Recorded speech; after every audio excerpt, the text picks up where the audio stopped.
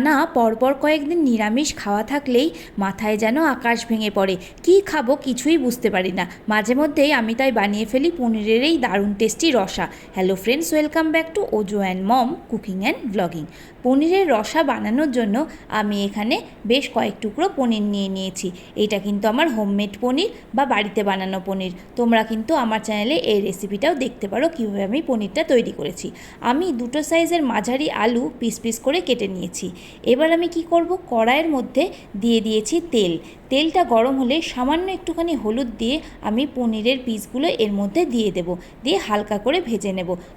খুব কড়া করে কিন্তু ভাজলে চলবে না, তাহলে কিন্তু পনিরটা শক্ত হয়ে যাবে। মাঝারি আছে একটা সাইড সেকেন্ড 10 ভাজার পরে উল্টে নিয়ে আরও সেকেন্ড 10 ভেজে নিতে হবে। তারপরে যখন দুদিকেই হালকা রং হয়ে যাবে তখন আমি কিন্তু পনিরগুলোকে তুলে নেব। এই দেখো, আমার কিন্তু এখানে সমস্ত পনিরগুলো সুন্দরভাবে ভাজা ভাজা হয়ে গিয়েছে। খুব বেশিও ভাজা হয়নি, আবার একেবারে কাঁচা কাঁচাও নেই। এইভাবে আমি পনিরের একটা ব্যাচ ভেজে নিলাম। আমি আর একটা ব্যাচ এর মধ্যে দিয়ে দিচ্ছি। সেম প্রসেস, একইভাবে কিন্তু আমি পনিরগুলোকে ভেজে তুলে নেব। আমার এই পনিরগুলো ভাজা হয়ে গেছে। এই দেখো, এবার আমি এই তেলের মধ্যেই ফোড়ন দেব শুকনো লঙ্কা, জিরে আর তেজপাতা। ভালো করে নেড়ে নেড়ে ভেজে নেব। যখন ফোড়ন ভাজার সুন্দর গন্ধ হবে তখন এর মধ্যে সামান্য একটু হলুদ দিয়ে দিয়ে যে আলুগুলো আমি কেটে রেখেছিলাম পিস করে, সেই আলুর পিসগুলো আমি এর মধ্যে দিয়ে দিচ্ছি। এবার সামান্য একটু লবণ দিয়ে দিচ্ছি পরিমাণ মতো বা স্বাদ মতো। এবার আমি আলুগুলোকে খুব ভালো করে ভাজা ভাজা করে নেব, ঢেকে দেব।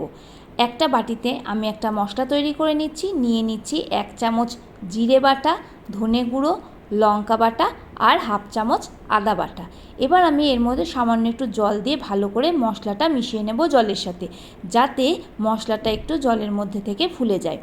এবার আমি ঢাকনাটা তুলে আলুর টুকরোগুলো আবার নেড়ে দেবো বা আরেকটুখানি নেড়ে চেড়ে নেব, যাতে নিচটা ধরে না যায়।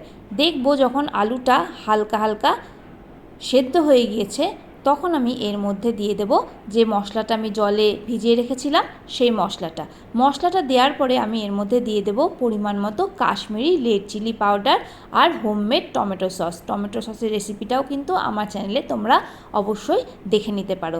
এতে কিন্তু কোনো রকম প্রিজারভেটিভ নেই, বাচ্চাদেরও দিতে পারো, কোনো সমস্যা নেই।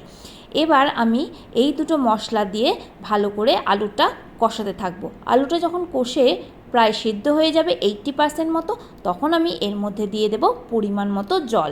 ঝোলটা তোমরা তোমাদের পছন্দ মতো করবে। কেউ গা মাখা খেতে ভালোবাসলে তারা একটু ঘন করবে, আর পাতলা খেতে ভালোবাসলে একটু জলের পরিমাণটা বেশি দেবে। এরপরে যখন ঝোল আর আলু ফুটে উঠবে তখন আমি এর মধ্যে ভেজে রাখা পনিরগুলো দিয়ে দেব। এবার ঢেকে দেব যাতে তাড়াতাড়ি ফুটে ওঠে।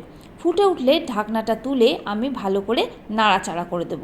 ব্যাস, প্রায় আমাদের কিন্তু রান্নাটা রেডি হয়েই গেল। এবার মিনিট 3-4 আমি ভালো করে ফুটিয়ে এর মধ্যে পরিমাণ মতো গরম মশলা দিয়ে দেব। আমি এখানে হাফ চা চামচ মতো গরম মশলা দিয়েছিলাম।